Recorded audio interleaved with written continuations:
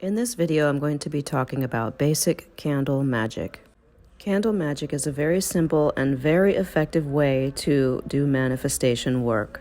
I would never advocate doing magic against anyone else, projecting any kind of energy, manipulation, or control toward another person. When using candle magic, I only use it for my own soul evolution. If it involves another person, it is only to get free of them or to heal the cords between us. When doing candle magic to remove negative entities, cords, or people from my life, I use the mirror effect. A mirror reflects only what is projected into it. I would never recommend adding anything to what is being projected. Let it bounce off the mirror and go back to where it's coming from so that I am no longer affected. Adding anything to it for me would be karma and is going beyond the boundary. Before we ever do any magic, it is important to clear yourself. Negative energies and entities exist and can manipulate or influence or interfere with your practice. I like to use these small candles because they burn quickly, and while you're working your magic, you want to be present as the candle burns, and you want it to burn out completely. The first thing I do after clearing myself is to clear the candle. I rinse it under running water in preparation for holding my magic spell. I call upon the devas and the elementals to lend their energy to assist the manifestation and the magic that I am preparing to work. The next thing I do is anoint the candle.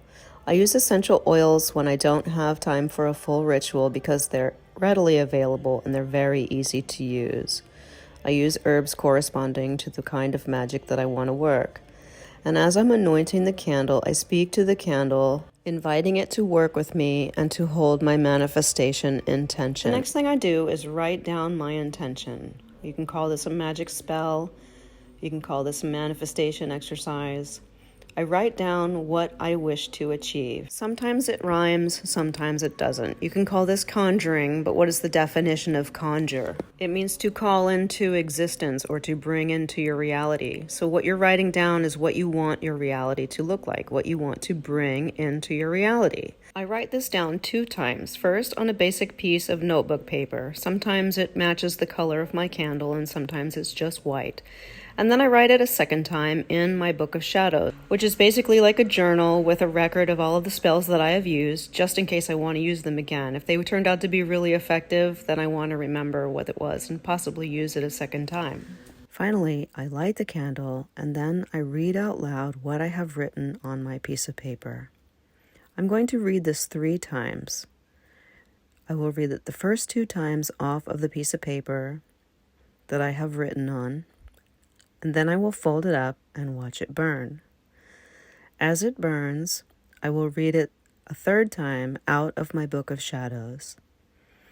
And as I watch the fire burn up the piece of paper, I visualize my words going up into the ether and coming true. Finally, I will sit and watch the candle and think about what my life would look like when this has manifested. When my words become true in my reality, what will my life look like? Basically, I meditate on those ideas as long as the candle is burning, which usually takes about an hour. After that, the magic is done, and you can wait and see what happens.